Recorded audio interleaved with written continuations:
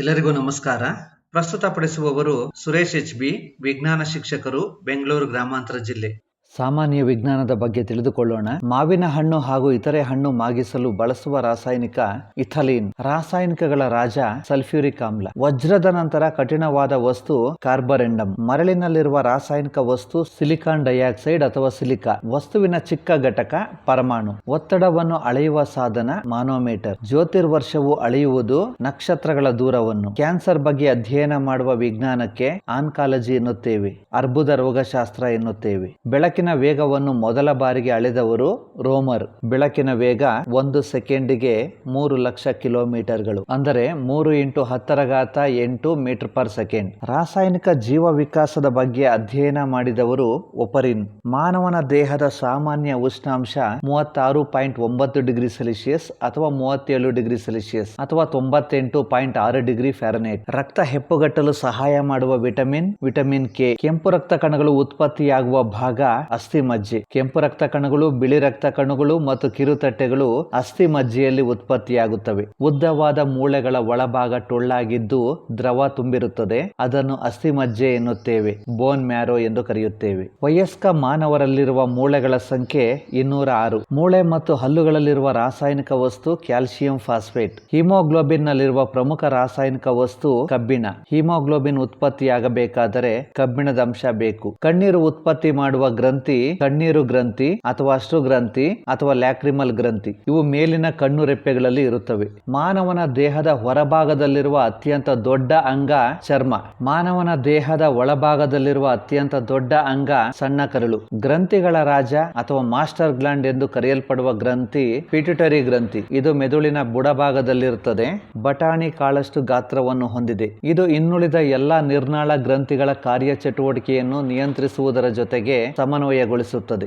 ರಕ್ತದ ಗುಂಪುಗಳು 4: blood group A, blood group B, blood group AB, blood group O. ಸಾರ್ವತ್ರಿಕ ದಾನಿ ಎಂದು ಕರೆಯಲ್ಪಡುವ ರಕ್ತದ ಗುಂಪು ಓ. ಸಾರ್ವತ್ರಿಕ ಸ್ವೀಕಾರಿ ಎಂದು ಕರೆಯಲ್ಪಡುವ ರಕ್ತದ ಗುಂಪು ಎಬಿ. ಅತಿ ಹೆಚ್ಚಿನ ಕ್ಯಾಲೋರಿಫಿಕ್ ಮೌಲ್ಯ ಹೊಂದಿರುವ ಆಹಾರದ ಘಟಕ ಕಾರ್ಬೋಹೈಡ್ರೇಟ್ಸ್. ಇದು ನಮ್ಮ ದೇಹಕ್ಕೆ ಬೇಕಾದ 80% ಶಕ್ತಿಯನ್ನು ಪೂರೈಸುತ್ತದೆ. ಸಾರ್ವತ್ರಿಕ ಸ್ವೀಕಾರಿ ಎಂದು ಕರೆಯಲ್ಪಡುವ ರಕ್ತದ ಗುಂಪು ಎಬಿ. ಮಲೇರಿಯಾ ರೋಗವು ಪರಿಣಾಮ ಬೀರುವ ಅಂಗ ಗುಲ್ಮ ಗಾಲ್ ಬ್ಲಾಡರ್. ಟ್ರೊಕೋಮಾ ಎಂಬ ಕಾಯಿಲೆ ಸಂಬಂಧಿಸಿದ ಅಂಗ ಕಣ್ಣು. ಅನ್ನನಾಳದ ಕ್ಷಕಿರಣ ತೆಗೆಯಲು ಬಳಸುವ ರಾಸಾಯನಿಕ ಬೇರಿಯಂ. ರಕ್ತ ಶುದ್ಧೀಕರಣವನ್ನು ಮಾಡುವ ಕೃತಕ ಮೂತ್ರಜನಕಾಂಗದಂತೆ ಕಾರ್ಯನಿರ್ವಹಿಸುವ ಕ್ರಿಯೆ ಡಯಾಲಿಸಿಸ್. ರಕ್ತ ಶುದ್ಧೀಕರಣ ಮಾಡುವ ಕೃತಕ ಮೂತ್ರಜನಕಾಂಗದಂತೆ ಕಾರ್ಯನಿರ್ವಹಿಸುವ ಅಂಗ ಡಯಲೈಸರ್ ಯಂತ್ರ. ಎರಡೂ ಮೂತ್ರಜನಕಾಂಗಗಳು ವಿಫಲವಾದಾಗ ರೋಗಿಗೆ ನೀಡುವ ಚಿಕಿತ್ಸೆಗೆ ಡಯಾಲಿಸಿಸ್ ಚಿಕಿತ್ಸೆ ಎನ್ನುತ್ತೇವೆ.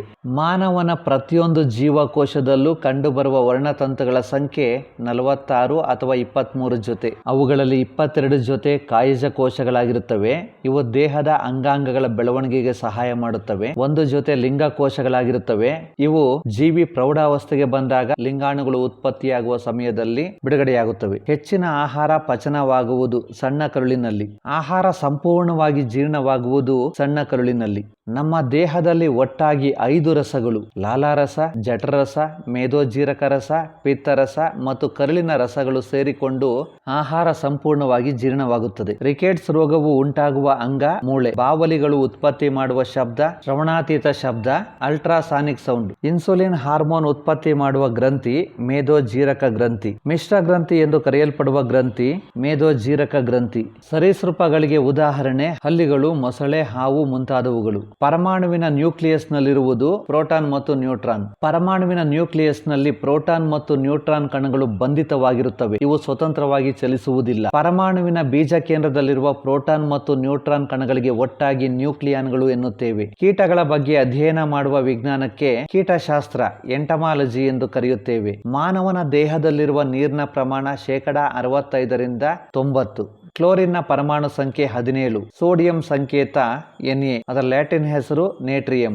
ಜಿಗಣೆ ಲೀಚ್ ಸೇರಲ್ಪಡುವ ವಂಶ ವಲಯವಂತುಗಳು. ಅತಿ ಹೆಚ್ಚಿನ ಶಬ್ದ ಉತ್ಪತ್ತಿ ಮಾಡುವ ನೀರಿನಲ್ಲಿ ವಾಸಿಸುವ ಅತ್ಯಂತ ದೊಡ್ಡ ಸ್ತನಿ ಪ್ರಾಣಿ ನೀಲಿ ತಿಮಿಂಗಿಲ. ಒಂದು ಪ್ರೌಢ ನೀಲಿ ತಿಮಿಂಗಿಲ ಸುಮಾರು 30 ಮೀಟರ್ ಉದ್ದವಿರುತ್ತದೆ. 200 ಮೆಟ್ರಿಕ್ ಟನ್ ಅಂದರೆ ಸುಮಾರು 2 ಲಕ್ಷ ಕೆಜಿ ತೂಕವಿರುತ್ತದೆ. ಒಂದು ಪ್ರೌಢ ನೀಲಿ ತಿಮಿಂಗಿಲಕ್ಕೆ ಒಂದು ದಿನಕ್ಕೆ ಸುಮಾರು 1 ಟನ್ಗಳಷ್ಟು ಅಂದರೆ ಸುಮಾರು 1000 ಕೆಜಿಗಳಷ್ಟು ಮೀನುಗಳು ಬೇಕು. ಪ್ರೌಢ ತಿಮಿಂಗಿಲದ ಹೃದಯ ಒಂದು ಮಾರುತಿ ಕಾರಿನಷ್ಟು ದಪ್ಪನಾಗಿರುತ್ತದೆ. ತಿಮಿಂಗಿಲದ ಮರಿಗೆ ಒಂದು ದಿವಸಕ್ಕೆ 600 ಲೀಟರ್ ಹಾಲು ಬೇಕು. 3D ಫೋಟೋಗ್ರಾಫ್ ಅನ್ನು ಕಂಡುಹಿಡಿದವರು ಥಾಮಸ್ ಆಲ್ವಾ ಎಡಿಸನ್. ವಿದ್ಯುತ್ ಬಲ್ಬ್ ಅನ್ನು ಕಂಡುಹಿಡಿದು ಕತ್ತಲಲ್ಲಿ ಮುಳುಗಿದ್ದ ಪ್ರಪಂಚವನ್ನು ಬೆಳಗಿಸಿದ ಮಹಾನ್ ವಿಜ್ಞಾನಿ ಥಾಮಸ್ ಆಲ್ವಾ ಎಡಿಸನ್. ಶಬ್ದಕ್ಕಿಂತ ಹೆಚ್ಚಿನ ವೇಗ, ಸೂಪರ್ಸಾನಿಕ್. ರಾಸಾಯನಿಕ ಮೂಲ ವಸ್ತುಗಳಿಗೆ ಹೆಸರಿಡಲು ಅನುಮತಿ ನೀಡುವ ಸಂಸ್ಥೆ IUPAC.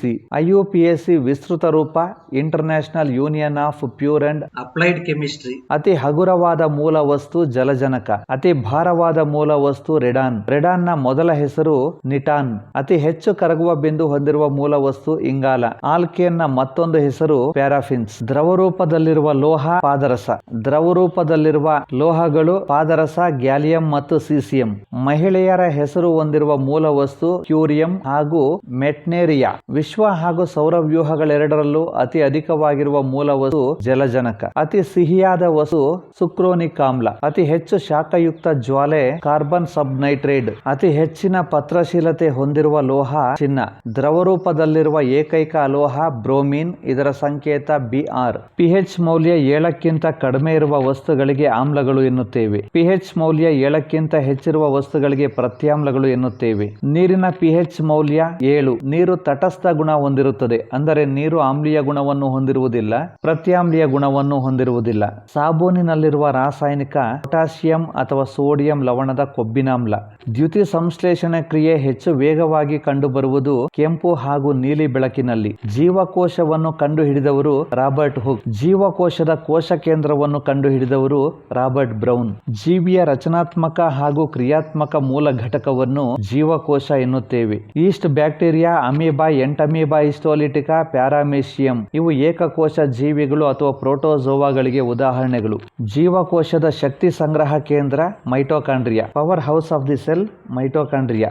ಜೀವಕೋಶದ ಆತ್ಮಹತ್ಯಾ ಸಂಚಿ ಎಂದು ಕರೆಯಲ್ಪಡುವ ಕಣದಂಗ ಲೈಸೋಸೋಮ್ಗಳು. Suicide bags of the cells lysosomes. ಜೀವಕೋಶದ ಪ್ರೋಟೀನ್ ಕಾರ್ಖಾನೆ ರೈಬೋಸೋಮ್. ಜೀವಕೋಶದ ಸಾಗಾಣಿಕಾ ವ್ಯವಸ್ಥೆ ಎಂಡೋಪ್ಲಾಸ್ಮಿಕ್ ರೆಟಿಕ್ಯುಲಮ್ ಅಥವಾ ಒಳ ಜೀವರಸ ಜಾಲ. ಇದು ಜೀವಕೋಶದಲ್ಲಿ ವಸ್ತುಗಳನ್ನ ಒಂದು ಕಡೆಯಿಂದ ಮತ್ತೊಂದು ಕಡೆಗೆ ಸಾಗಿಸಲು ಸಹಾಯ ಮಾಡುತ್ತದೆ. ವಜ್ರವು ವಿದ್ಯುತ್ ವಾಹಕತ್ವ ಹೊಂದಿಲ್ಲ, ಕಾರಣ ಎಲೆಕ್ಟ್ರಾನ್ಗಳು ಮುಕ್ತವಾಗಿರುವುದಿಲ್ಲ ಅಥವಾ ಸ್ವತಂತ್ರವಾಗಿರುವುದಿಲ್ಲ. ನೈಟ್ರೋಗ್ಲಿಸರಿನ್, ಡೈನಮೈಟ್, ಪಿಕ್ರಿಕ್ ಆಮ್ಲ, TNT ಇವು ಸ್ಫೋಟಕಗಳು. ಇಂಡಿಗೋ, ಕಾಂಗೋ ರೆಡ್, ಮೆಲಾಚೈಟ್ ಗ್ರೀನ್ ಇವು ಕೃತಕ ಬಣ್ಣಗಳು. ಕಾರ್ಬನ್ ವಸ್ತುಗಳ ಅಧ್ಯಯನಕ್ಕೆ ಆರ್ಗ್ಯಾನಿಕ್ ಕೆಮಿಸ್ಟ್ರಿ ಎನ್ನುತ್ತೇವೆ, ಸಾವಯವ ರಸಾಯನಶಾಸ್ತ್ರ ಎನ್ನುತ್ತೇವೆ. ಜೀವಶಾಸ್ತ್ರದ ಪಿತಾಮಹ ಅರಿಸ್ಟಾಟಲ್. ಚಿನ್ನ, ಪ್ಲಾಟಿನಂ ಕರಗಿಸುವ ರಾಸಾಯನಿಕ ಅಕ್ವರಿಜಿಯಾ ಅಥವಾ ದ್ರವರಾಜ. 1:3 ಅನುಪಾತದಲ್ಲಿರುವ ನೈಟ್ರಿಕ್ ಆಮ್ಲ ಹಾಗೂ ಹೈಡ್ರೋಕ್ಲೋರಿಕ್ ಆಮ್ಲದ ಮಿಶ್ರಣವನ್ನು ಅಕ್ವರಿಜಿಯಾ ಎನ್ನುತ್ತೇವೆ.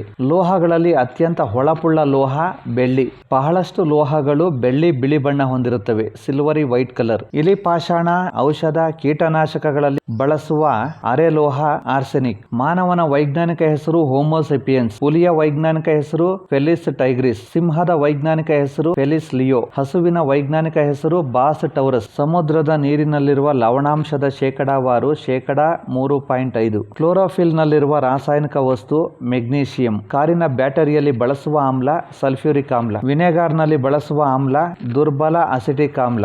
ಆಮ್ಲ ಪ್ರತ್ಯಾಮ್ಲದ ಸಿದ್ಧಾಂತ ಬ್ರೋಸ್ಟೆಡ್ ಲೋರಿ ಸಿದ್ಧಾಂತ.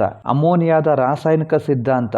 ಗೃಹೋಪಯೋಗಿ ಬಳಸುವ ಅಮೋನಿಯಾ ಅಮೋನಿಯಂ ಹೈಡ್ರಾಕ್ಸೈಡ್. ಗೊಬ್ಬರಗಳಲ್ಲಿ ಬಳಸುವ ಪ್ರಮುಖ ವಸ್ತು ಅಮೋನಿಯಾ. ಗನ್ ಪೌಡರ್ ತಯಾರಿಸಲು ಬಳಸುವ ವಸ್ತು ಗಂಧಕ, ಕಲ್ಲಿದ್ದಲು, ಪೊಟ್ಯಾಸಿಯಂ ನೈಟ್ರೇಟ್. ಜಠರ ರಸದಲ್ಲಿರುವ ಆಮ್ಲ ಹೈಡ್ರೋಕ್ಲೋರಿಕ್ ಆಮ್ಲ. ಮೂತ್ರದಲ್ಲಿರುವ ಆಮ್ಲ ಯೂರಿಕ್ ಆಮ್ಲ. ಚಹಾ ಮತ್ತು ಮದ್ಯದಲ್ಲಿರುವ ಆಮ್ಲ ಟ್ಯಾನಿಕ್ ಆಮ್ಲ. ನಿಂಬೆ, ಕಿತ್ತಳೆ ಹಣ್ಣಿನಲ್ಲಿರುವ ಆಮ್ಲ ಸಿಟ್ರಿಕ್ ಆಮ್ಲ. ದ್ರಾಕ್ಷಿಯಲ್ಲಿರುವ ಆಮ್ಲ ಟಾರ್ಟಾರಿಕ್ ಆಮ್ಲ. ತಂಪು ಪಾನೀಯದಲ್ಲಿರುವ ಆಮ್ಲ ಕಾರ್ಬೋನಿಕ್ ಆಮ್ಲ. ಆಸ್ಕಾರ್ಬಿಕ್ ಆಮ್ಲದ ಮತ್ತೊಂದು ಹೆಸರು vitamin C. Lime water slaked lime ಸುಣ್ಣದ ತಿಳಿ ನೀರು. ಇದರ ರಾಸಾಯನಿಕ ಹೆಸರು ಕ್ಯಾಲ್ಸಿಯಂ ಹೈಡ್ರಾಕ್ಸೈಡ್. ಕಾಸ್ಟಿಕ್ ಸೋಡಾದ ಮತ್ತೊಂದು ಹೆಸರು ಸೋಡಿಯಂ ಹೈಡ್ರಾಕ್ಸೈಡ್. ಕಾಸ್ಟಿಕ್ ಎಂದರೆ ಸುಡುವ ಗುಣ ಹೊಂದಿರುವ ವಸ್ತು ಎಂದರ್ಥ. ಪ್ರತ್ಯಾಮ್ಲ ಬಳಸಿ ತಯಾರಿಸಿದ ವಸ್ತು ಸೋಪು, ಟೂತ್ ಪೇಸ್ಟ್, ಶುದ್ಧೀಕರಿಸಿದ ನೀರು. ಮಿಲ್ಕ್ ಆಫ್ ಮೆಗ್ನೀಷಿಯಾ ಎಂದರೆ ಮೆಗ್ನೀಷಿಯಂ ಹೈಡ್ರಾಕ್ಸೈಡ್. ಮಾನವನ ಜೊಲ್ಲಿನ pH ಮೌಲ್ಯ 6.8. ದ್ಯುತಿ ಸಂಶ್ಲೇಷಣೆ ಕ್ರಿಯೆ ನಡೆಯಲು ಬೇಕಾಗುವ ಅನಿಲ ಕಾರ್ಬನ್ ಡೈಆಕ್ಸೈಡ್. ಫೋಟೋಗ್ರಫಿಯಲ್ಲಿ ಬಳಸುವ ರಾಸಾಯನಿಕ ಸಿಲ್ವರ್ ಬ್ರೋಮೈಡ್. ರೆಫ್ರಿಜರೇಟರ್ನಲ್ಲಿ ಬಳಸುವ ರಾಸಾಯನಿಕ ಅಮೋನಿಯಾ. ಸಕ್ಕರೆಯಾಗಿ ಬಳಸುವ ವಸ್ತು ಸುಕ್ರೋಸ್. ಅಗ್ನಿಶಾಮಕದಲ್ಲಿ ಬಳಸುವ ರಾಸಾಯನಿಕ ವಸ್ತು ಕಾರ್ಬನ್ ಡೈಆಕ್ಸೈಡ್. ವೀಕ್ಷಿಸಿದ್ದಕ್ಕೆ ಧನ್ಯವಾದಗಳು.